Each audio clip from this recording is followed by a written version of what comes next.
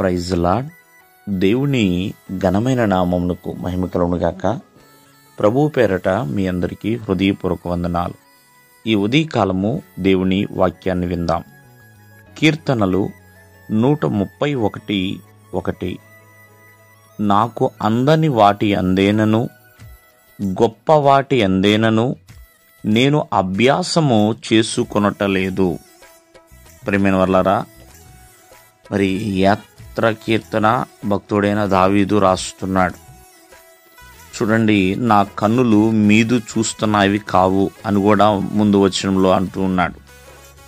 ప్రియమైన వర్లారా, అందని వాటి ఎందేంటి, గొప్ప వాటి ఎందు ఏంటి? నేను వాటి ఎందు అభ్యాసం చేసుకుంటలేదు. వాటి ఎందు ఎలాగే నేను వాటిని సాధించాలి లేకపోతే అలా జీవించాలి అని అలవాటు నేర్చుకోవటం లేదండి. ప్రియమైన వర్లారా, తన ప్రాణమును ఎంతగానో నిదానంగా చూసుకుంటున్నాడు. తన ప్రాణమును వాటి ఎందు, అందని వాటి ఎందు ఆశపడకుండా సముదాయించుకుంటున్నాడు. కావున మానవ జీవితంలో ఎన్నో అందనివి ఉండొచ్చేమో, వాటి ఎందు ఆశపడకూడదు. చూడండి, ఆదాము అవ్వ ఏదైనా తోటలో ఉన్నప్పుడు ఎన్నో ఫలాలు అక్కడ దేవుడు తినమన్నాడు. కానీ ఆ 2 చెట్టు ఫలాలు తినడానికే ప్రియమైన వర్లారా సాతాను అవ్వను ప్రేరేపించింది. మొదటి ఫలము తినగలిగారు. చూడండి, ఎన్నో ఫలాలు ఉన్నాయి కదా, వాటి వైపు వారి మనసు వెళ్ళలేదు. అవి వద్దు అన్నప్పుడు వారు ఆగలేకపోయారు. ప్రియమైన వర్లారా, అందుకని భక్తుడైన పౌలు అంటూ ఉంటాడు, నేను ఏ స్థితిలో ఉన్నా ఆ స్థితిలో సంతృప్తి కలిగి నేర్చుకున్నాను అని.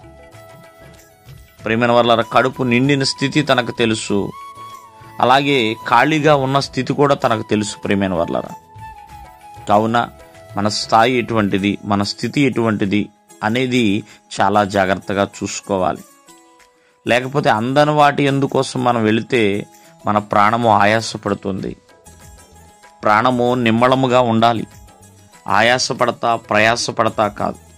కాబట్టి ఒకవేళ నీ స్థాయికి మించిన దాని కొరకు ప్రయత్నిస్తున్నారేమో, అది కరెక్ట్ అయిన విధానం అయితే కాదని దేవుని యొక్క వాక్యము సెలవిస్తుంది. ఎలా ఉండాలో అలాగే జీవించాలి. మరి ఇశ్రాయేలు అంటూ ఉంటాడు భక్తుడైన యాకోబు, అయ్యా నీ మీదే నేను ఆశ పెట్టుకున్నాను, అయ్యా నీ మీదే నాయనా ప్రభువా అంటూ జీవిస్తూ ఉంటాడు.